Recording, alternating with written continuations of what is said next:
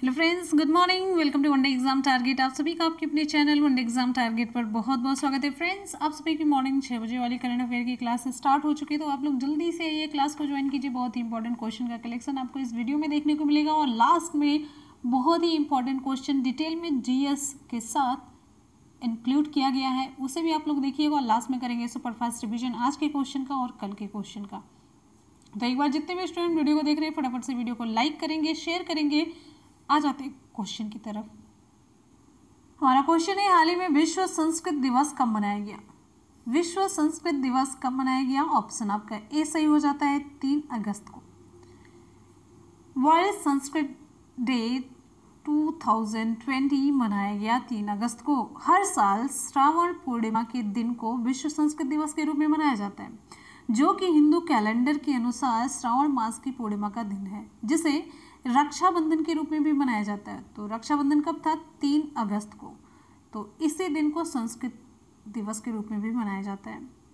इस साल यानी कि 2020 में इस दिन को 3 अगस्त 2020 को मनाया जा रहा है, जो कि मनाया जा चुका। यह दिन संस्कृत की प्राचीन भारतीय भाषा की याद में मनाया जाता है, जिसका उद्देश्य इसके पुनरुद्धार और रखरखाव को बढ़ावा देना है। ठीक, याद रखिएगा इस चीज को। हाल ही में formula 1 British Grand Prix 2020 race किसने जीती? इंपॉर्टेंट क्वेश्चन है। ऑप्शन यहाँ पर हमारा सही हो जाता है option B, Lewis Hamilton. Option B सही होता है। ये मर्सिडीज रेसर हैं लुइस हैमिल्टन। इन्होंने फार्मूला 1 ब्रिटिश ग्रैंड प्रिक्स 2020 प्रतियोगिता जीत ली है। ये पहले स्थान पर हैं और साथ ही में आप जानते रहिए लुइस हैमिल्टन पहले नंबर पर हैं, ठीक है। और दूसरे स्थान पर इसमें थे मैक्स, दूसरे स्थान पर। तीसरे स्थान पर थे चार्ल्स लेक्लेयर, ठीक है। चलते हैं हम अगले क्वेश्चन पर। नेक्स्ट हमारा क्वेश्चन आप सभी की स्क्रीन पर है। क्वेश्चन है, हाल ही में यूपी की कैबिनेट मंत्री का निधन हो गया, इनका नाम क्या था? ऑप्शन यहाँ पर सी सही हो जाता है, कमल रानी वरुण। उत्तर प्रदेश सरकार की कैबिनेट मंत्री कमल रानी वरुण का कोविड-19 के कारण निधन हो गया। ये राज्य सरकार में तकनीकी शिक्षा मंत्री थी, ठीक है। और इसके अलावा कमल रानी वरुण 2 बार सांसद भी चुनी गई थी, एक बार 11वीं लोकसभा में और दूसरी बार 12वीं लोकसभा से, ठीक है। और वर्तमान में कानपुर की घाटमपुर से विधायक थी। बात आ जाती है यहाँ पर उत्तर प्रदेश की, तो उत्तर प्रदेश के बारे में कुछ इंपॉर्टेंट फैक्ट जान लेते हैं डिटेल में। यहाँ पे देखिए, इसकी स्थापना, उत्तर प्रदेश की स्थापना कब हुई थी? 24 जनवरी 1950 को। उत्तर प्रदेश की राजधानी लखनऊ है। कुल जिले कितने हैं? 75 जिले हैं। और प्रेजेंट टाइम में उत्तर प्रदेश के राज्यपाल कौन है? आनंदीबेन पटेल हैं। और मुख्यमंत्री योगी आदित्यनाथ जी हैं। और उप मुख्यमंत्री केशव प्रसाद मौर्य और दिनेश शर्मा 2 लोग हैं। पुलिस महानिदेशक ओम प्रकाश सिंह हैं। और लोकसभा में 80 सीट, राज्यसभा में 31 सीट, विधानसभा में 403 + 1, विधान परिषद में 190 इलेक्टेड होते हैं और 10 नामित होते हैं। अब यहाँ पे लिंगानुपात की बात करते हैं, तो लिंगानुपात फीमेल और मेल का रेशियो 912 और 1000 का रेशियो है। अब यहाँ पे मैप में डिटेल में देखेंगे किन किन राज्यों की सीमाएं उत्तर प्रदेश से लगी हुई हैं। अब यहाँ पे आप लोग डिटेल में देखिए, साथ साथ में मैप तैयार रखना आपको बहुत ज़रूरी है। ये देखिए, आपका उत्तर प्रदेश हो गया, यूपी, इसके उत्तर में यहाँ पे देखिए ये हो गया उत्तराखंड, और ये हो गया हिमाचल प्रदेश, और इससे सटा हुआ यहाँ पे देखिए हरियाणा है, और ये रहा राजस्थान, और यहीं पे आपका ये देखिए ये वाला पोर्शन जो है ये है दिल्ली केंद्र शासित प्रदेश, और ये रहा आपका मध्य प्रदेश, और ये है छत्तीसगढ़, और ये है आपका झारखंड, और ये है बिहार। तो इस तरीके से पूरे मिलाकर के 8 राज्य और 1 केंद्र शासित प्रदेश, और साथ में एक देश उत्तर प्रदेश से जुड़ा हुआ है। देश यहाँ पे नेपाल है, एक सीमावर्ती देश है। ये कौन सा है? नेपाल है। तो ये सीमावर्ती प्रदेश और देश की बात हो गई। अब यहाँ पे कुछ इंपॉर्टेंट फैक्ट ये है, सर्वाधिक राज्यों को स्पर्श करने वाला जिला कौन सा उत्तर प्रदेश का? तो आपका आंसर सही होगा, सोनभद्र जिला सर्वाधिक राज्यों को स्पर्श करने वाला जिला है सोनभद्र। अब यहाँ पे उत्तर प्रदेश में ही आपका कुंभ मेला लगता है, कहाँ पर? प्रयागराज में। बटेश्वर मेला कहाँ पर लगता है? आगरा में। नौचंदी मेला मेरठ में। देवा शरीफ मेला बाराबंकी में। देवी पाटन मेला कहाँ पर? बलरामपुर में। गंगा महोत्सव वाराणसी में। परिक्रमा मेला अयोध्या में। रामायण मेला चित्रकूट में। कैलाश मेला आगरा में। शाकंभरी मेला सहारनपुर में। उत्तर प्रदेश का राजकीय पुष्प क्या है? पलाश है।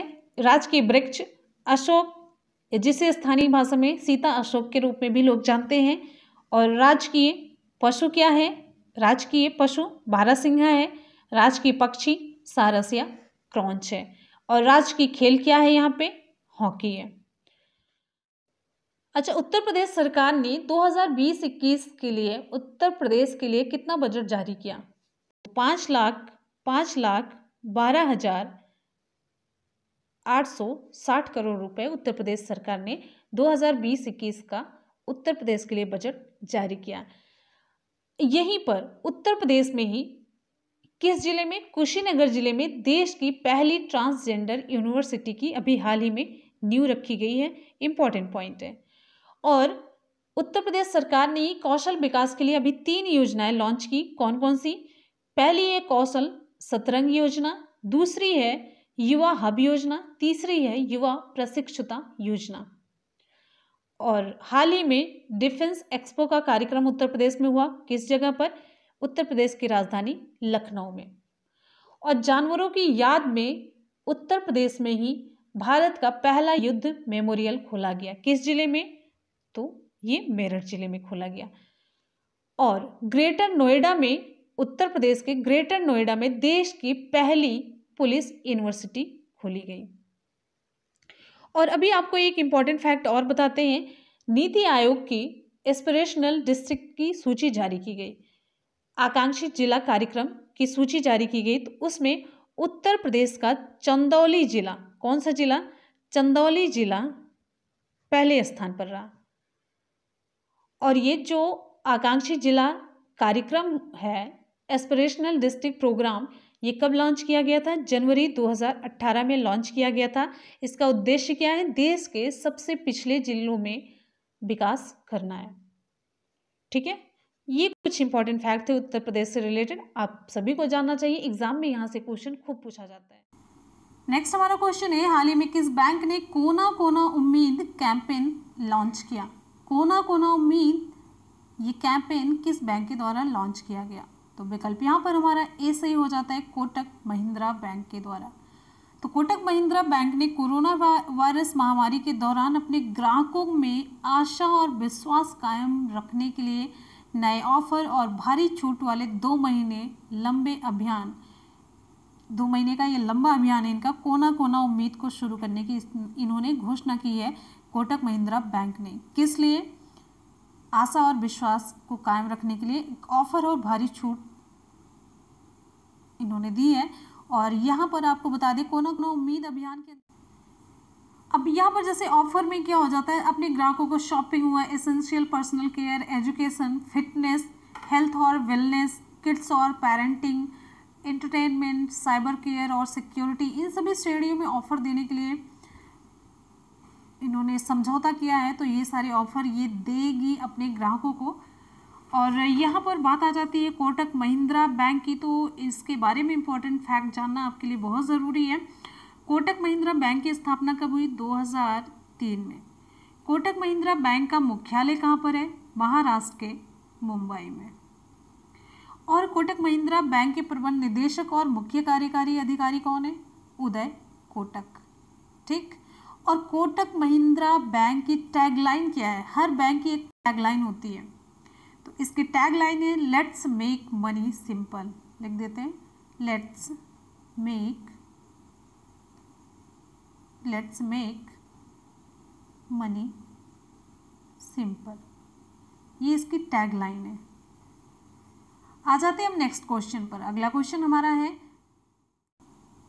हाल ही में परमाणु ऊर्जा संयंत्र शुरू करने वाला पहला अरब देश बना।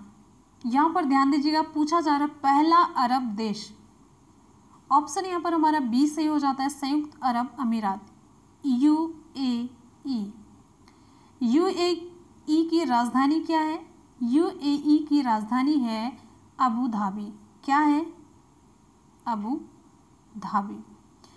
तो यहाँ पर ये जानिए, संयुक्त अरब अमीरात अबू धाबी में इस परमाणु संयंत्र का नाम क्या है? परमाणु संयंत्र, जो परमाणु ऊर्जा संयंत्र है, तो इसका नाम है बराक परमाणु संयंत्र। तो यहाँ पर आप सुनिए, संयुक्त अरब अमीरात अबू धाबी में बराक परमाणु संयंत्र की इकाई फर्स्ट को 31 जुलाई 2020 से शुरू कर दिया है इसने, यानी कि चालू कर दिया है। तो जब से ये चालू हुआ है उसके बाद परमाणु ऊर्जा संयंत्र शुरू करने वाला ये पहला अरब देश बन गया है। तो ये चालू हो चुका है और ये पहला देश भी बन गया है अरब देश की, अगर हम बात करते हैं। ठीक है, और यहाँ पर कुछ इंपॉर्टेंट फैक्ट जान लेते हैं संयुक्त अरब अमीरात से रिलेटेड। तो यूएई के राष्ट्रपति कौन है? शेख खलीफा बिन जायद अल नाहयान। लिख देते हैं, शेख खलीफा बिन जायद अल नाहयान। यूएई की राजधानी अबू धाबी मैंने बताया, और यहाँ की मुद्रा क्या है? संयुक्त अरब अमीरात दिरहम। आ जाते हैं हम नेक्स्ट क्वेश्चन पर। अगला क्वेश्चन आप सभी के लिए, जैसा कि मैंने आपको बताया था कि यहाँ पर हम कुछ इम्पॉर्टेंट एक्स्ट्रा क्वेश्चन जोड़ेंगे। तो यहाँ पर देखिए डिटेल में, अंतर्राष्ट्रीय बाघ दिवस कब मनाया जाता है? अंतर्राष्ट्रीय बाघ दिवस कब मनाया जाता है? इंपॉर्टेंट क्वेश्चन है। ऑप्शन यहाँ पर हमारा ए सही हो जाता है, 29 जुलाई को। 29 जुलाई को अंतर्राष्ट्रीय बाघ दिवस मनाया जाता है। अब इससे रिलेटेड इंपॉर्टेंट फैक्ट जान लेते हैं। इंपॉर्टेंट फैक्ट में ये देखिए, 29 जुलाई 2020 को संपूर्ण विश्व में अंतर्राष्ट्रीय बाघ दिवस मनाया गया, इंटरनेशनल टाइगर डे। ध्यान दीजिएगा, ये इंपॉर्टेंट क्वेश्चन हो जाता है आपके ईवीएस एग्जाम के लिए और जीएस के लिए। नेक्स्ट हमारा क्वेश्चन, नेक्स्ट पॉइंट है, क्वेश्चन अभी आगे आएगा। तो पॉइंट में यहाँ पर देखिए, इसका उद्देश्य क्या होता है? हमने हमेशा बताया कि कोई भी दिवस मनाया जाता है तो उसका उद्देश्य होता है। तो इसका उद्देश्य है विश्व में बाघों के निवास स्थान का संरक्षण करना, विस्तार और उनकी स्थिति के बारे में जागरूकता को बढ़ावा देना। अगला पॉइंट है, वर्ष 2010 में रूस के सेंट पीटर्सबर्ग में बाघ सम्मेलन में 29 जुलाई को प्रतिवर्ष इस दिवस को मनाने का निर्णय लिया गया था। तो कब? 2010 में। कहाँ पर? रूस के सेंट पीटर्सबर्ग में बाघ सम्मेलन में, वहाँ पर बाघ सम्मेलन हुआ था। तो 29 जुलाई को प्रतिवर्ष इस दिवस को मनाए जाने का निर्णय लिया गया था। और यहाँ पर देखिए, इस सम्मेलन में वर्ष 2022 तक बाघों की संख्या को दोगुनी करने के लिए प्रतिबद्धता भी व्यक्त की गई थी, कि मतलब 2022 तक बाघों की संख्या हमें दोगुनी कर देनी है। आप जाने, अवैध शिकार और वनों के नष्ट होने के कारण विश्व के कई देशों में बाघों की संख्या में काफ़ी गिरावट आई है। तो बाघों की संख्या में गिरावट का सबसे बड़ा कारण ये है। आपके एग्जाम में क्वेश्चन पूछा जाता है इस तरीके से, तो ऑप्शन दे दिया जाता है। तो सबसे मेन कारण है वनों के नष्ट होने, और इनकी जो वनों के नष्ट होने और अवैध शिकार की वजह से इनकी संख्या में कमी। अब यहाँ पर आगे अगला पॉइंट आप देखिए, तो यहाँ पर ये जानिए, भारत सरकार ने बाघों के संरक्षण के लिए वर्ष 1973 में प्रोजेक्ट टाइगर की शुरुआत की थी। कब की थी? 1973, 1973 में। पूछा जाता है आपसे, प्रोजेक्ट टाइगर की शुरुआत कब हुई? इंपॉर्टेंट क्वेश्चन है। तो 1973 में। और वर्तमान में भारत में कुल 50 टाइगर रिजर्व कोर और बफर क्षेत्र हैं। टाइगर रिजर्व कोर और बफर एरियाज हैं कुल कितने? 50। और यहाँ पर आप आगे इंपॉर्टेंट पॉइंट ये देखिए कि अखिल भारतीय बाघ अनुमान रिपोर्ट 2018 के अनुसार देश में बाघों की कुल संख्या कितनी है? 2967 है। और ये देखिए, इस दिवस पर केंद्रीय पर्यावरण, वन और जलवायु परिवर्तन मंत्री प्रकाश जावड़ेकर ने राष्ट्र को गिनीज विश्व रिकॉर्ड समर्पित किया। अभी मैंने एक क्वेश्चन आपसे पूछा था कि बाघों की संख्या में कितनी % की वृद्धि हुई है इंडिया में, तो आप लोग कमेंट सेक्शन में कमेंट करके बताएंगे। और एक रिकॉर्ड भी बनाया गया Guinness book of world record में एक रिकॉर्ड भी भारत की तरफ से शामिल किया गया। तो ये क्या है, ये बाघों की गिनती में निगरानी के लिए लगाए गए सबसे अधिक कैमरों के संबंध में ये रिकॉर्ड है। आपको बताया था मैंने, करंट में करवाया था क्वेश्चन। और एक लास्ट इंपॉर्टेंट पॉइंट है, भारत में फिलहाल विश्व के लगभग 70% से अधिक बाघ हैं। 70, यहाँ पर देखिए 70% से अधिक बाघ हैं। कहाँ पर? भारत में अकेले। तो इतने इंपॉर्टेंट पॉइंट आपको यहाँ पर जानने चाहिए। इससे रिलेटेड, इससे ज़्यादा आपको कोई नहीं बता सकता। जितने भी इम्पोर्टेंट फैक्ट मैंने यहाँ पर लिखे हैं सभी एग्जाम के लिए एक एक करके बहुत इंपॉर्टेंट है। कोई भी दिवस कुछ भी आप पढ़ रहे हैं तो इतना डिटेल के साथ अगर आप पढ़ रहे हैं तो कोई भी एग्ज़ाम क्रैक होने से आपको कोई नहीं रोक सकता।